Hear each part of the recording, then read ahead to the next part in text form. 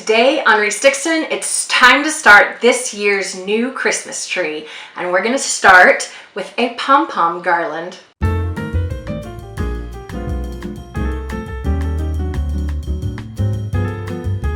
Hey everybody, it's Teresa with ReeseDixon.com. So every year or so, I create a new Christmas tree because I'm a little bit nutty like that. And this year we're going to have 8 Christmas trees up throughout my house, and I've made all the ornaments. You can find most of the ornaments here on my YouTube channel, but this year I really struggled to find a theme that I was really excited about. I had all these ideas, but nothing was just really motivating me.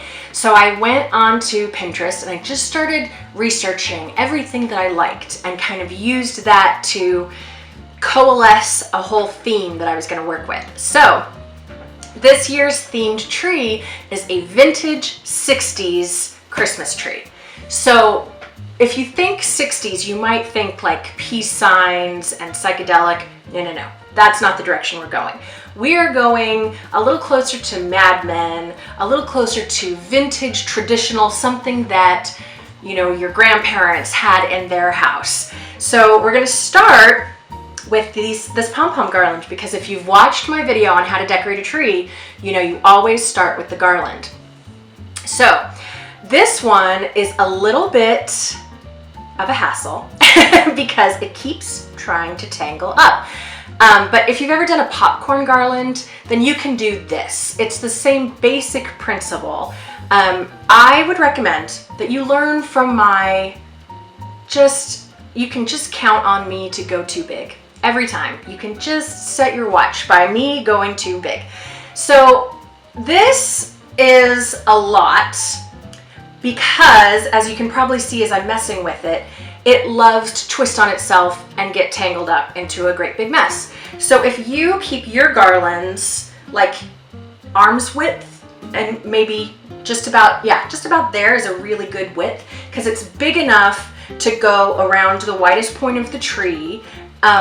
And then you can just put another one next to it. Nobody has to see where it stops and starts, but you don't have to deal with a great big tangled mess. So I just made mine big, in part because, like I said, I can't help myself, but also because I've done stuff like this a lot, and so I'm well practiced at it. But if you are not, and especially if this is some of your first try tying these kind of knots, do yourself the favor of going small. So don't get distracted by all of the stuff I'm throwing around here. Aim smaller, you will thank me. Okay, so here's how we're gonna start. All you really need for supplies are a whole mess of pom-poms, a needle and thread.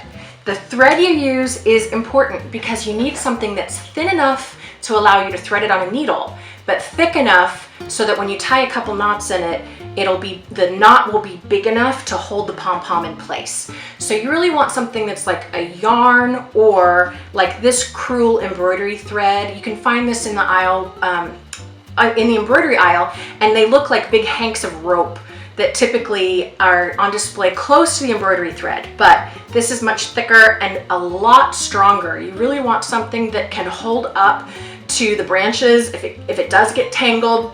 Something that's not gonna, something that's not gonna snap on you. See how strong this is? So you thread your needle on it, and then you need to start by tying your first knot. So this is just a square knot. If you have ever been in the Girl Scouts, you are all set. You know exactly what to do. But you're just gonna cross the loose end over onto itself. Okay, so you're crossing, and then you go over and through, like so. You've made this knot before, you know you have. You just didn't know what you were making. Okay, so then you cross it again the other way. And if you don't cross it the other way, it's really not the end of the world for this particular project. And you want to have that second knot land directly on top of the first knot, because that's what will make it big enough so that the pom-pom won't slide around. So in order to do that, I have my first knot like right where those threads cross. That's where I want my first knot to be. I'm probably just distracting you by getting my fingers involved. Okay, so I'm going to use my fingernails to just kind of push that knot as I pull the threads so that I can direct it exactly where I want it to land, right on top of that second knot.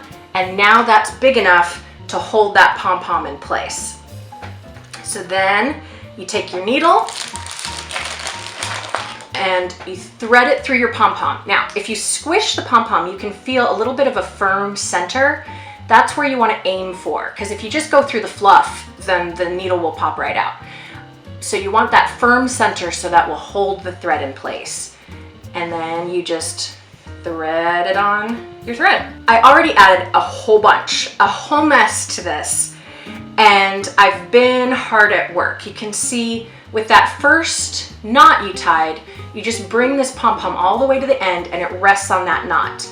And then to keep it from traveling up the thread the other direction, you tie another knot right at the other side of it so that it's just kind of squished between those two knots so that that pom-pom isn't going anywhere.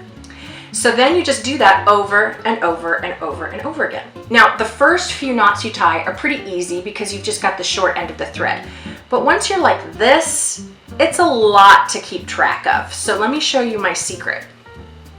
You take your hands and wrap the thread around it like that, and then cross and kind of spread your fingers out to create a big hole.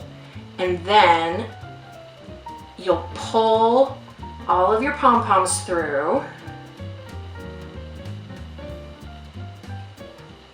like so. Okay, turns out this is kind of hard to do backwards so that you can see it. So if I'm making it look complicated, I promise it's really not. It's just a little bit fiddly. And like I said, I'm trying to do it without looking at it so that you can see it. So, okay, let me try one more time just to make sure that I'm really showing you correctly. So I'm going to take all of my garland pom-poms here and hold them in one hand, cross those two threads, and then you just shove all the garlands through that great big hole you made with your hands, and then make it so that they don't get hung up on that. Oh, I just got to get one more through there. There we go. And then you pull that tight. And you do that again and again and again. And I promise you, when you're actually looking at it and not trying to do it backwards, it'll be super easy. I just did a ton of these while I was watching television. So after a while, it just becomes rote. So let me make that hole bigger. I'll just pull all those through again. There you go. So if you're getting stuck, just make your hole bigger. And it can help to just like bunch up everything that's already done in one hand, like just bunch it like that. You'll make a tangled mess, but you'll only have to untangle it once when you're done. And then remember to get that second knot right on top of the first one, like so. And then you bring your pom-pom down like that. And then you tie another one right there. So like I said, over and over and over again until you have the garland looking just the way you want. Now, this color in particular is so bold on the tree. I'm going to be doing garlands that are white pom-poms along with the red ones to try to make it like fun and interesting and not just like, wow, that's a lot of red. So I'm going to be mixing it up with all kinds of other things as well. But I love the tone that this sets for the tree as really fun and retro and traditional. You can't get much more traditional than pom-poms. I just love them. And I think that this is going to look gorgeous on the tree. I cannot wait to show you what else I have in store, so be sure and subscribe so that you don't miss anything for this fantastic vintage 60s tree made with all modern ingredients. Subscribe to the channel, I said that part already. Help me out by sharing these videos. That is such a huge help to me. You guys don't even know. And we'll see you next time. Bye-bye.